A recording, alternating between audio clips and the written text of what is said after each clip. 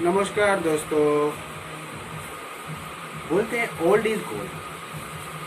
आज हम बात करने वाले 70s के हीरो विश्वजीत चटर्जी के बारे में, साथ में उनके डॉटर शंभवी चटर्जी। देखिए फुल इंटरव्यू। नमस्ते सर। नमस्ते नमस्ते। सर, आप पुराने ज़माने का एक टाइम का बहुत बड़ा हीरो है। मेरे पापा, मेरे मामा जी बहुत आपका फ़ैन है, बहुत बड़ा फ़ैन है। तो ये जानना चाहता हूँ सर कि आप ये कोरोना टाइम में कैसे आपको खुद को और आपका फैमिली को कैसे संभाला है? मैं एक चीज़ बताता हूँ। मैं तो सीनियर सिटीज़न हूँ, सीनियर एक्टर हूँ।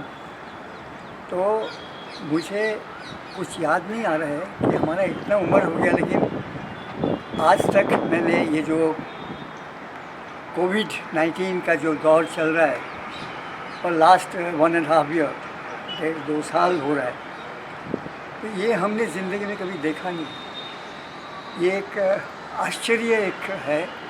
हमने वर्ल्ड वर्ल्ड वार 2 देखा है, हमने 46 का राइट देखा है, कितनी बड़ी बड़ी मतलब अर्थक्वेक देखा है, फ्लड देखा है, बहुत कुछ देखा है जहाँ सैकड़ों लोग मर रहे हैं, जान दे रहे हैं अपना। लेकिन ये जो परिस्थिति, ये हमने ज़िंदगी में कभी नहीं, हमारे लिए एक न्यू एक्सपीरियंस है और भयंकर एक्सपीरियंस है। और सभी के लिए आज दुनिया में ऐसी कोई जगह नहीं है जहाँ ये कोविड-19 का डर ये किसी में नहीं है। लेकिन क्या होता है, ये किसी के हाथ में नहीं होता, ये नेचर का दिया हुआ देन है कोरोना। ऐसा पहले भी बहुत कुछ आया है, कभी प्लेग आया है, कभी कॉलेरा आया है, कभी मलेरिया आया है, लोग मरते हैं। तो ये एक भी है कोरोना।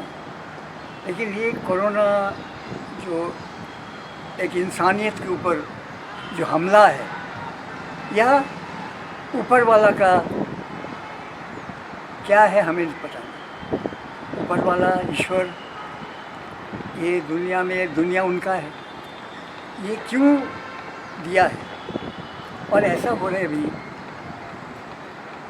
कुछ दिनों के बाद थोड़ा ठीक हो रहा है, वो लॉकडाउन खोल देते हैं, फिर लोगों का घूमना फिरना शुरू हो जाता है, घूमते हैं, उनको लगता है चला गया। लेकिन नहीं, ये चला नहीं जाएगा। ये लोगों में, मैं एक ही चीज़ आप लोगों को मैं बताने वाला हूँ। ये कोरोना जो है, ये आप समझ लीजिए दिखता नहीं है। ये बीमारी दिखता नहीं किसी को, और कहाँ से आपके ऊपर अटैक करेगा ये किसी को नहीं पता।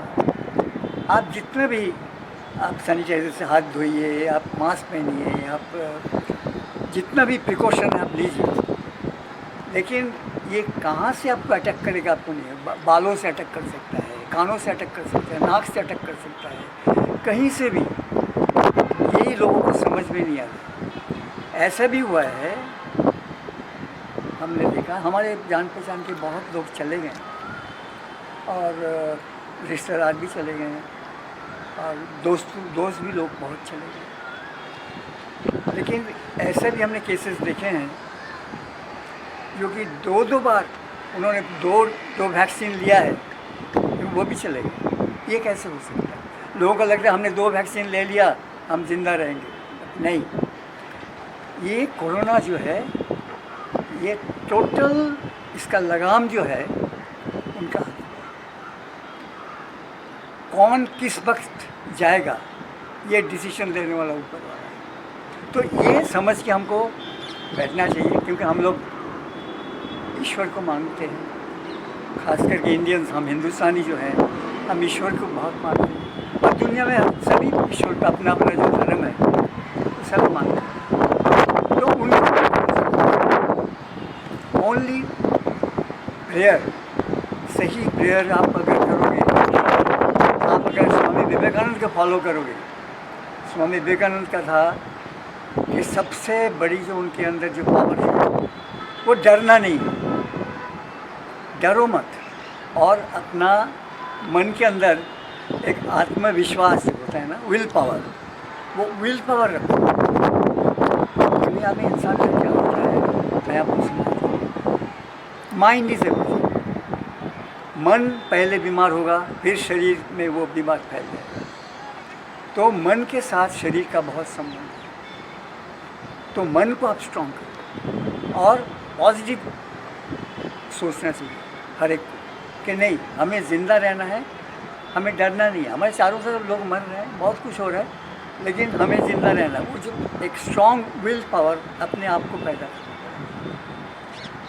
बाकी रहा ये सब करने के बावजूद भी हम लास्ट 1.5-2 साल से हम अपना इम्यूनिटी सिस्टम को स्ट्रॉन्ग करने की कोशिश कर रहे हैं।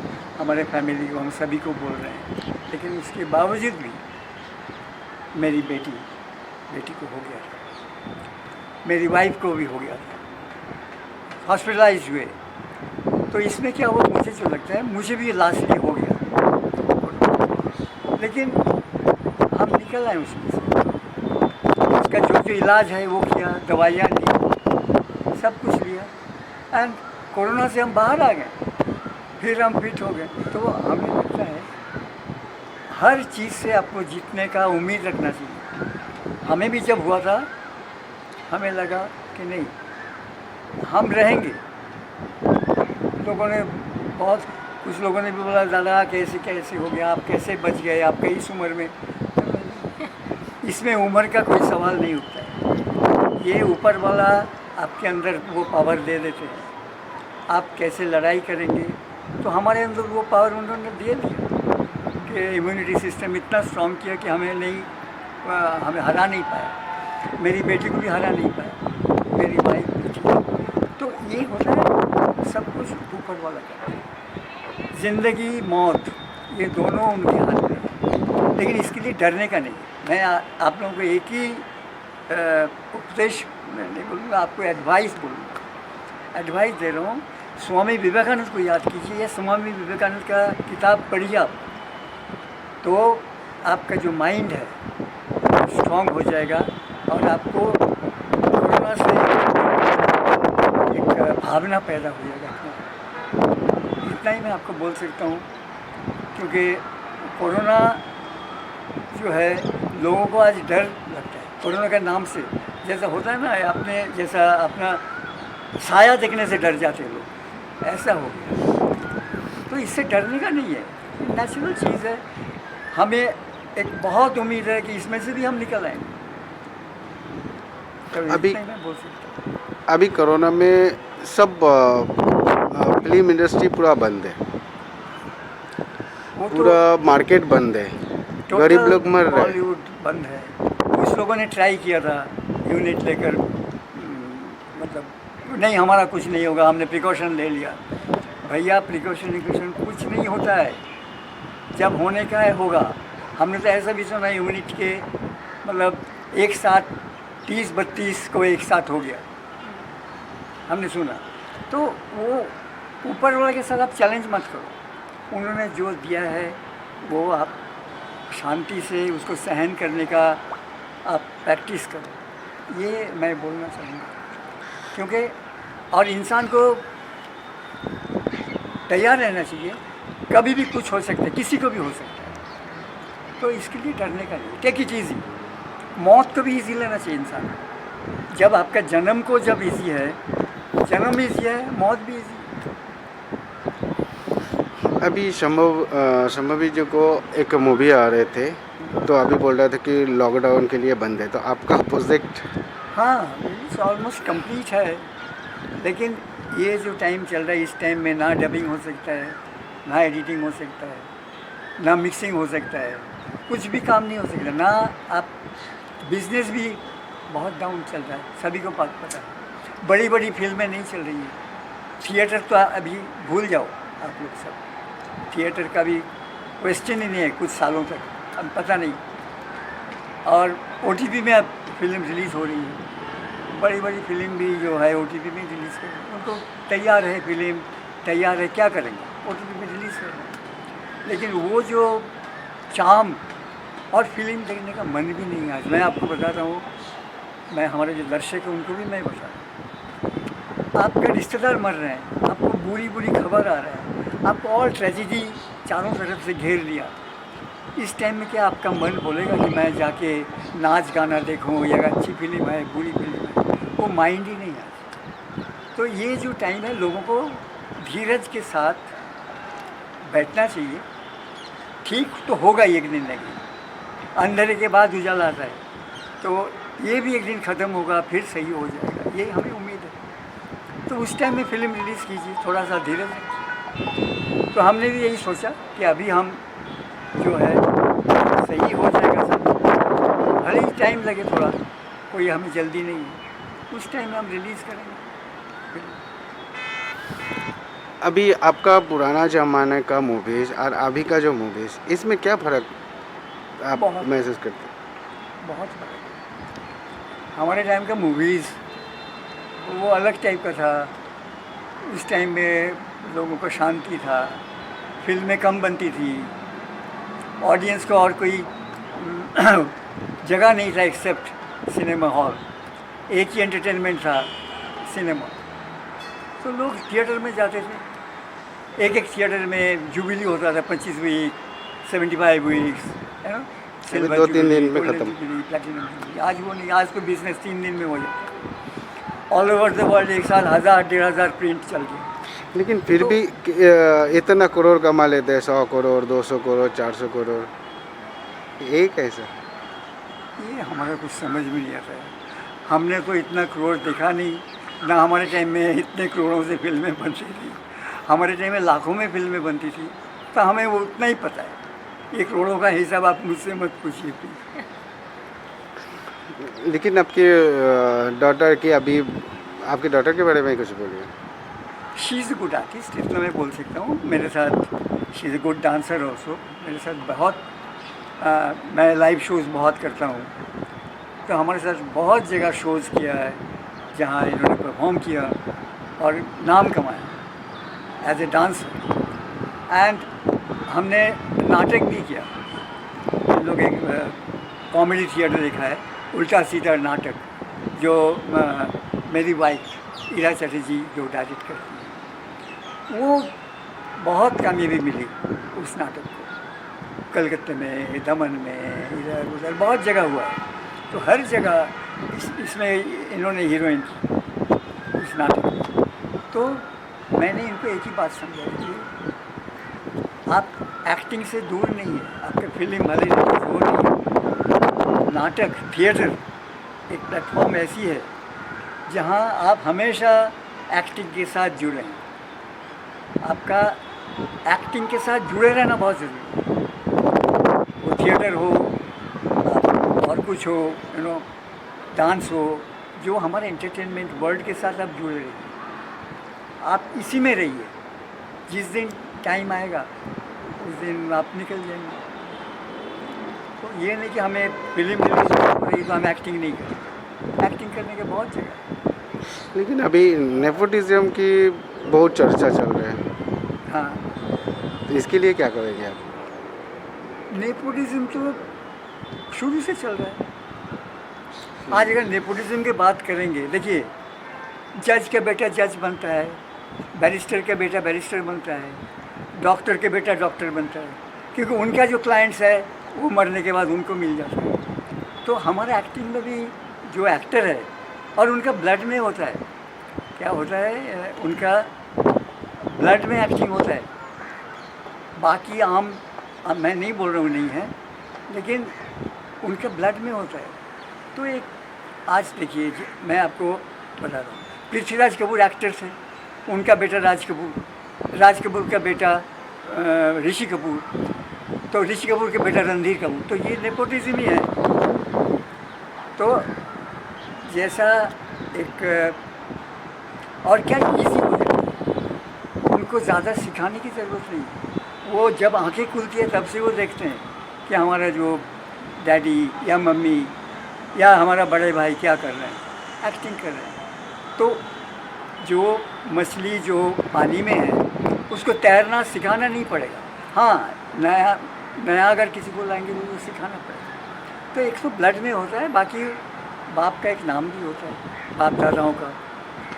तो इसमें हमें तो कोई गलत चीज़ नहीं लगती। बाकी प्रोफेशन में अगर है, बिजनेस का बेटा बिजनेसमैन बनेगा, बैरिस्टर का बेटा बैरिस्टर, तो उनका क्लाइंट्स उनको मिल जाता है। तो इसमें जो समझ लीजिए बड़ा स्टार है, उनका जो फर्स्ट जो दर्शक होगा, फर्स्ट ऑडियंस, तो बाप का ही होगा, वही पहले देखने आएंगे, भाई इनके बेटा या बेटी ने काम किया, चलो देखने जाए। तो बिजनेस वाइज ऑल्सो ईजी होता है।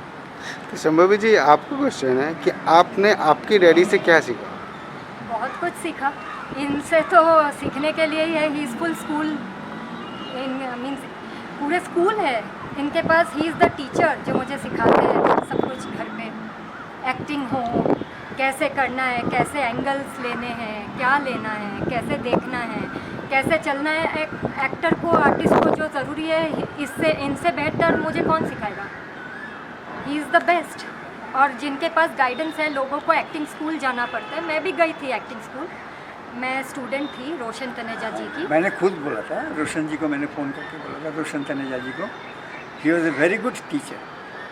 वो तो उनके क्लास में हमने भी and he was very happy. मैंने जब बंगाली फिल्म, जब ये बच्ची थी, एक मैंने बनाई कि आदुरिनी बोल के, वो फिल्म अच्छी चली और बहुत नाम मिला, क्योंकि जिस उम्र में वो रोल किया तो वो उम्र नहीं था, बहुत सीरियस टाइप का रोल किया, एंड में वो मर जाती है।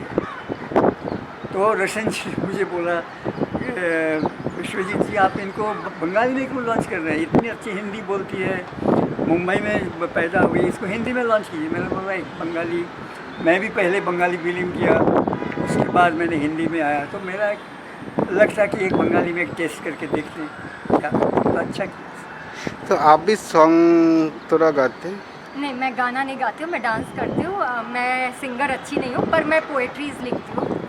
मैं पोएट्री बहुत अच्छा लिखती हूँ हिंदी में। उर्दू पोएट्रीज लिखी है। और अभी फ़िलहाल हाल ही में लॉकडाउन के वक्त मैंने, पता नहीं क्या हुआ, मैंने गाना लिखना शुरू कर दिया। एक दो चार सुना सकते हैं? दो चार नहीं, गाने? एक्चुअली मुझे लाइन्स याद नहीं है क्योंकि मेरा गाना कंप्लीट नहीं हुआ है, पर लिख रही हूँ, प्रोसेस ऑन है। तो सर, ख़त्म करने के पहले आपसे आपका फेवरेट एक सॉन्ग सुनना चाहता हूँ, आपका ही मूवी का। आप बहुत अच्छा गाते हैं। मेरा, मुझे जो मुंबई में लेकर आए, 16 तारीख उनका 100 साल तो लास्ट ईयर हो गया, दुनिया जानती है। हेमंत कुमार, हेमंत मुखर्जी, बंगाल से बहुत all over the world he is popular as a composer, as a singer and मेरे लिए एज ए प्रोड्यूसर ऑल्सो। किंतु 20 साल बाद फिल्म उन्होंने प्रोड्यूस किया और मुझे बंगाल से यहाँ लेकर आए थे। तो लास्ट ईयर हम चाहते थे कि उनके लिए एक बहुत बड़ा मैं एक ट्रिब्यूट करूँ अच्छे अच्छे सिंगर्स को लेकर, लेकिन हम कर नहीं पाए बिकॉज ऑफ कोविड। तो ये साल भी हम कर नहीं पाए। तो 2020 में उनका 100 साल हो गया है, सेंटिनरी। तो हेमंत मुझे लेकर आए थे 20 साल बाद में, और उनका गाया हुआ एक गाना मैं 2 लाइन गा रहा हूँ आप लोगों के लिए। कोरोना में एटलीस्ट आपको खुशी होगी वो गाना